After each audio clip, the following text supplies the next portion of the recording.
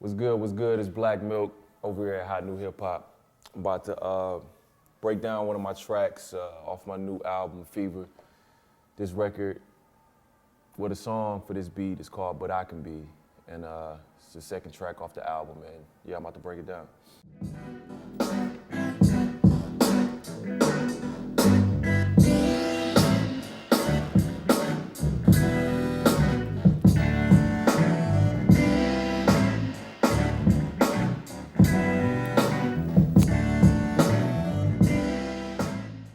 I started working on the album probably the end of 2016, so a little over a year ago from this point. And yeah, I was in Detroit when I made this particular track, you know what I'm saying? I was in the D, at the studio called High Bias Studio, my man's Cote. And I recorded majority, like half of the album in Detroit, half of the album in LA. And all the musicians I work with is in Detroit. So this is one of the tracks where I got in with some of the cats, my man Ian Fink, keyboard player, and my guitarist Sasha Keshperko. So we got in there and, just messing around, jamming around, and they'd lay stuff, play stuff, and sometimes I either leave it the way they played it, or I take it and chop it up and do something else to it and treat it like a record. So this was one of the songs, one of the beats that I took what they played, took the stems and kind of just like made something else out of it. Yeah, I still, songs on tracks on the new album that's like from a record, you know what I'm saying? So yeah, I never stop digging, because there's so much music out there, so much obscure stuff out there that's like, and it's like, can never stop. But my formula now is just a combination of all of that, from still digging for records and also like, bringing in cats to play and doing stuff with that. So yeah. When I'm sampling, or when I'm listening to music, man, I'm kind of just listening for more so just dope melodies, man. Just cool melodies, or not even just melodies. I guess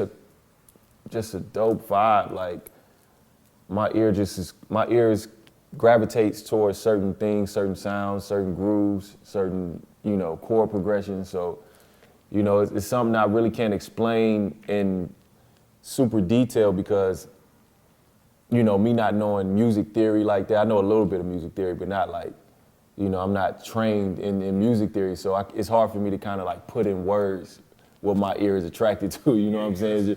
It's just like I hear what I hear, and if it moved me, I use it. I try to mess with it and try to make it my own, so yeah. Of my, like, the records that I find and chop up today, is offline, you know what I'm saying? Like, because it's just gotten to a point where, it's about convenience, you know what I'm saying? And I still go to record stores, especially if I'm in certain cities, like if I'm in San Francisco, or like when I go back to Japan, or, if certain places in Europe that, I just gotta go dig, because I know there's stuff in their stores that I'm not gonna find online. So yeah, but I still, dig, and any source that has music, can get guides. So yeah. First thing I started was to play the record, like I said, go through some songs, play the record, find a dope melody, found the melody, and had them like, yo, let's play this melody, and you guys can, expand on it. So they was playing along to it, and adding extra little chords and bridges here and there. So, and after that, it was like, they're such great musicians, it only take a few minutes to lay something down. Did that, I take the stems back, to my studio and bring it into, I'm using Ableton, and I'm also using MPC Studio. So bring it back and, load the stuff up into here, chop it up, and make a whole new track. So this was the originally what they played.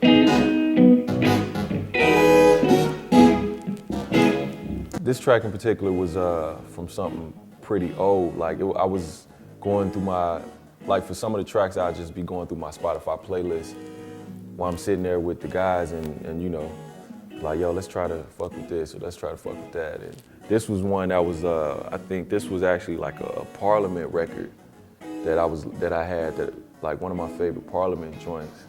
And the melody that they were singing in, like, I was like, yo, let's play that melody, and that's what we did, and turned it into something. Yeah. Built. Yeah, we'd find one little melody and take it and expand on it and turn it into something else. So yeah, that's what that was. That was the root from this track. So that was like a little piece of what they played, and I basically took that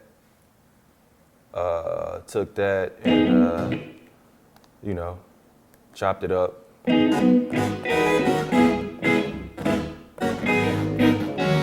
Like how you would do a sample, you know what I'm saying? If I was just taking it off a record, using, same thing, same idea. And then, I kind of just detuned it, tuned it down a few steps.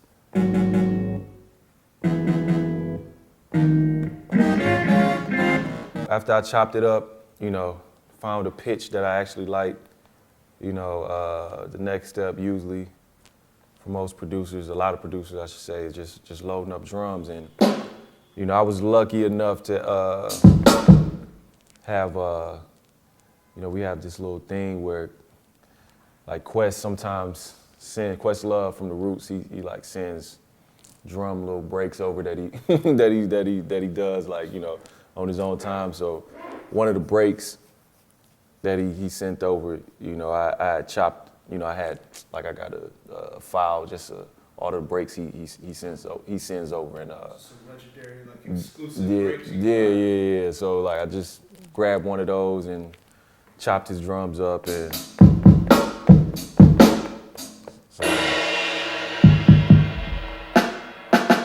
and I still alter and tune the snares, tune the kicks, and stack snares and stuff like that. So just to get the perfect sound that I'm trying to go for, and for this, I think for this one though, I laid the music first. So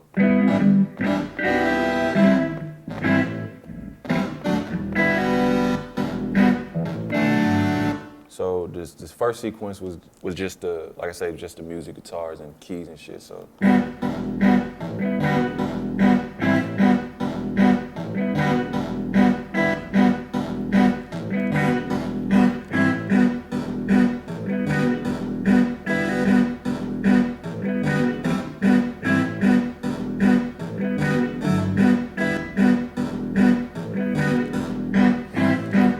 And this was the verse part going into the hook. This is the hook.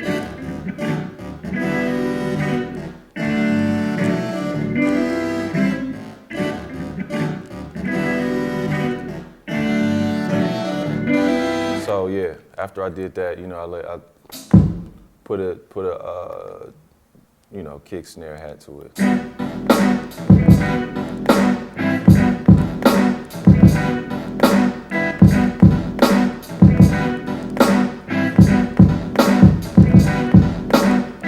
This actually was a track where, just all freehand. My new thing has been laying the music first and then kind of freehand the drums a little bit. I used to lay the drum pattern down first, then the music on top. But yeah, so.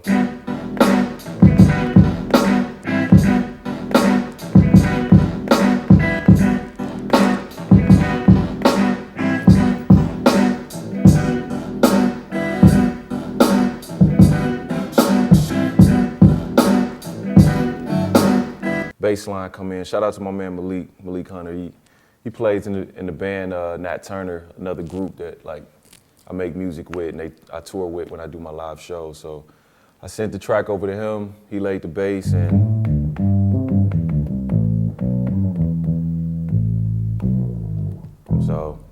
he had sent me same thing. I treat it like a record, chop it up, make my own pattern.